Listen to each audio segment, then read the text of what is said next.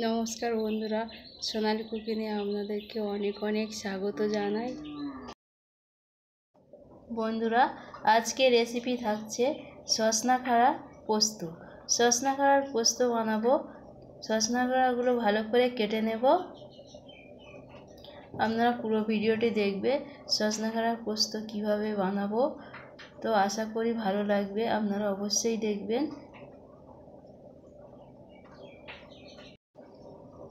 সজনা খাড়াগুলো এক এক করে আমি ছিলে নেব।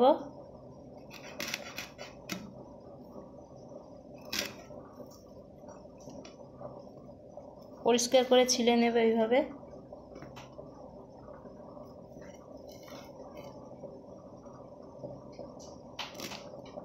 ছোট ছোট সাইজ করব এইভাবে।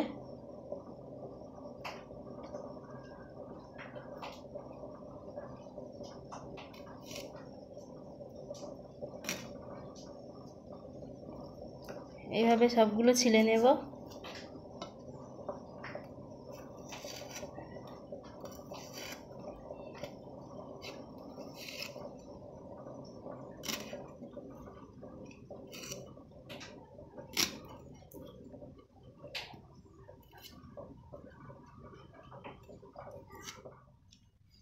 ঘরোয়া গাছের তাজা সজনা খাড়াগুলো ভালো করে ধুয়ে নেব কেটে নেওয়ার পরে।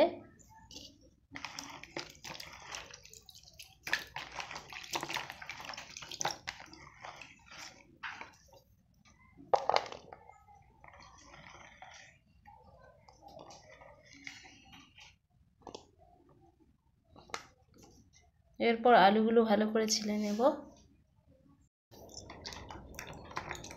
অল্প পরিমাণে সজনা খাড়া দিয়েছি, এর জন্য ভালো করে ধুয়ে নেব এইভাবে।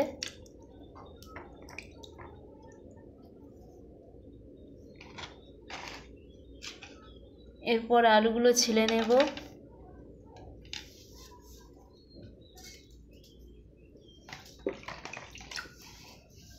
এর সাহায্যে ছিলে নেব।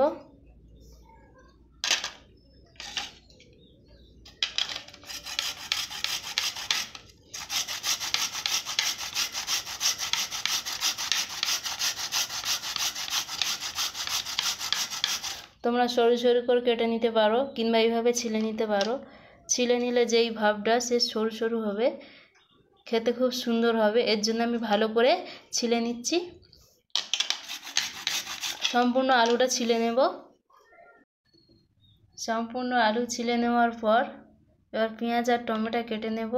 একটা ছোট টমেটো নিয়েছি, পিসগুলো গোল করে কেটে নেব।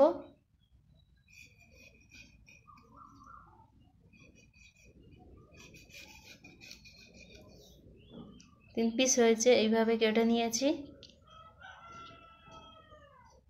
এরপর পেঁয়াজগুলো কেটে নেব। একটা পেঁয়াজ নিয়েছি, এইভাবে কেটে নেব।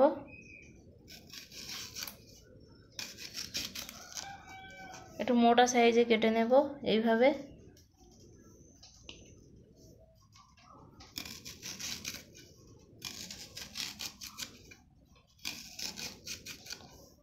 এইভাবে কেটে নেবে পেঁয়াজগুলো।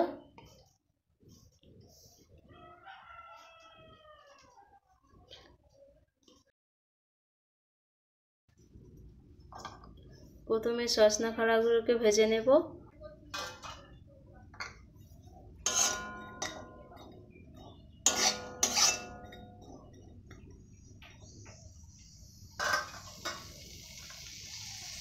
অল্প পরিমাণে লবণ দেব।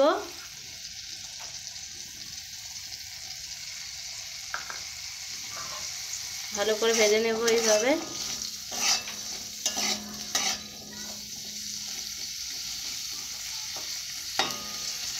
খাড়াগুলোকে খুব ভালো করে ভাজতে হবে না, হালকা করে ভেজে তোমরা তুলে নিবে।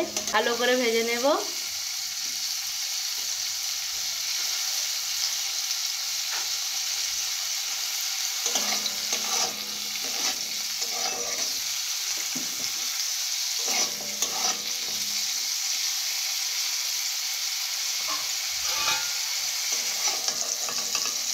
হালকা করে ভেজে নিয়েছি, তুলে নেব।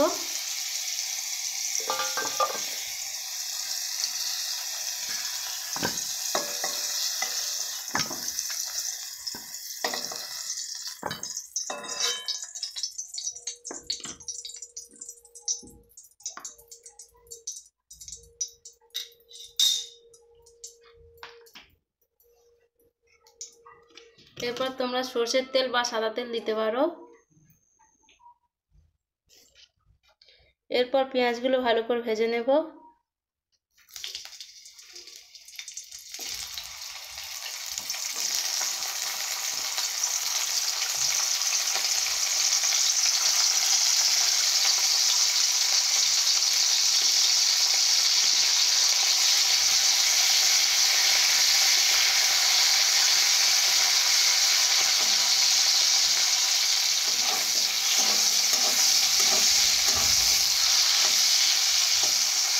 পেঁয়াজগুলো সরু সরু করে কাটতে পারো, আমি গোটা করে দিয়েছি।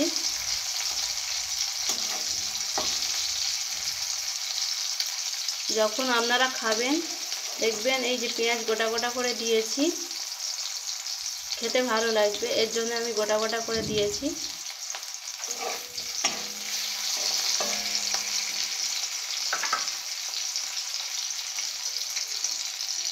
এরপর ঝুরঝুরু আলু করে কেটেছিলাম, আলুগুলো দেব।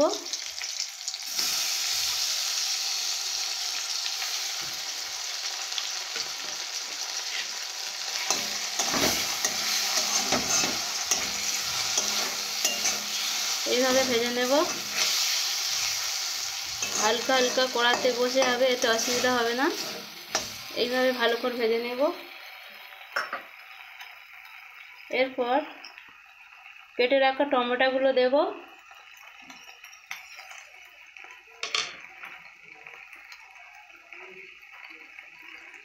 এরপর অল্প করে লবণ দেব।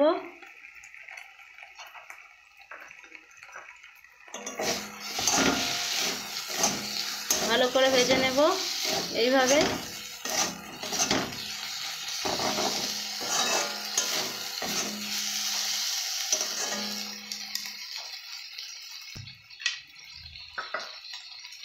এরপর মশলা যাতে চুইয়ে না যায় অল্প করে জল দেব।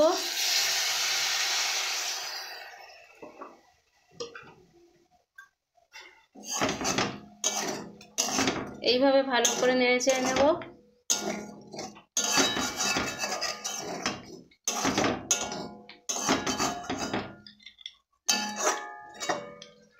এইভাবে কিছুক্ষণ ভেজে নেওয়ার পর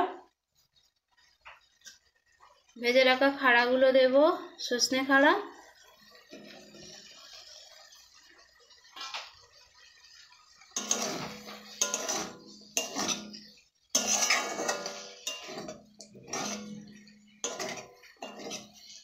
কিছুক্ষণ ভেজে নেওয়ার পর অল্প করে লঙ্কার গুঁড়ো দেব, তোমরা কাঁচা লঙ্কা দিতেও পারো।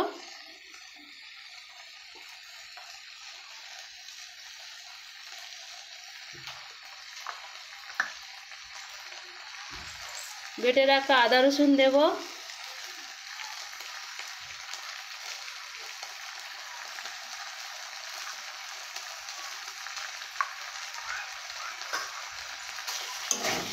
এইভাবে ভালো করে কষে নেব।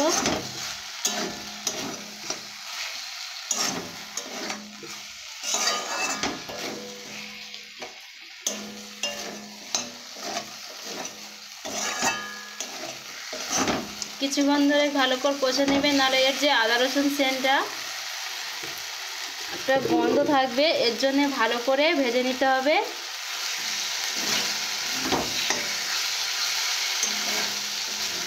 এরকমই সাদা থাকবে, এতে হলুদ দেব না।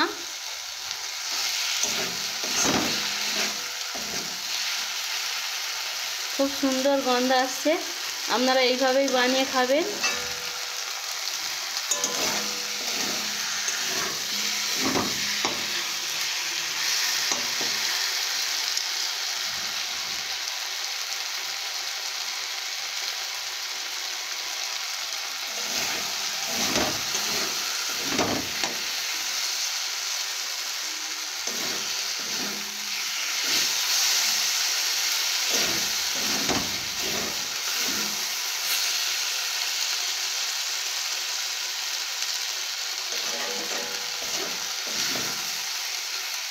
আদা রসুন ভালো করে ভেজে নিয়েছি, নাহলে গন্ধ হবে। এরপর পোস্ত দেব, অবশ্যই পোস্ত দিতে হবে। তরকারিটা যাতে খুব সুন্দর খেতে হয় এর জন্য আমি পোস্ত দেব।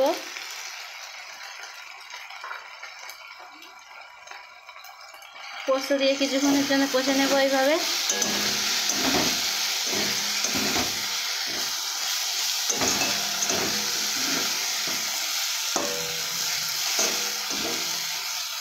এরপর জল দেব।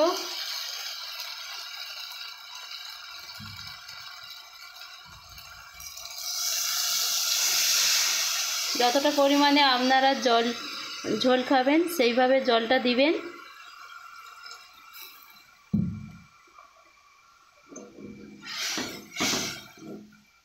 আমি এতটা পরিমাণে জল দিয়েছি।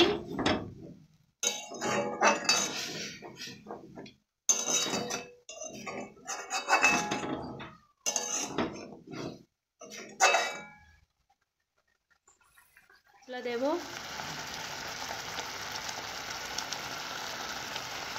গরম মশলা দেওয়া হয়ে গেছে, তরকারি রেডি হয়ে গেছে, নামিয়ে নেব। কিছুক্ষণ ফোটানোর পর অল্প পরিমাণে লবণ দেব। আগে লবণ দিয়েছি এর জন্য অল্প করে দেব। আর অবশ্যই পোস্ত দিতে হবে তার সঙ্গে। এই রান্না করার জন্য চিনি আর পোস্ত অবশ্যই দিতে হবে।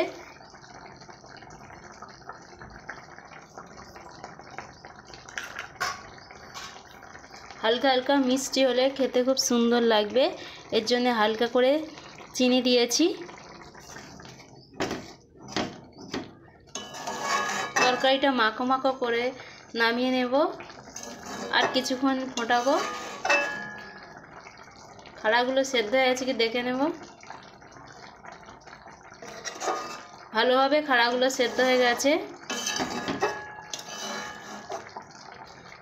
আপনারা একটা জিনিস খেয়াল করবে, অবশ্যই পেঁয়াজগুলো এইভাবেই কাটবেন।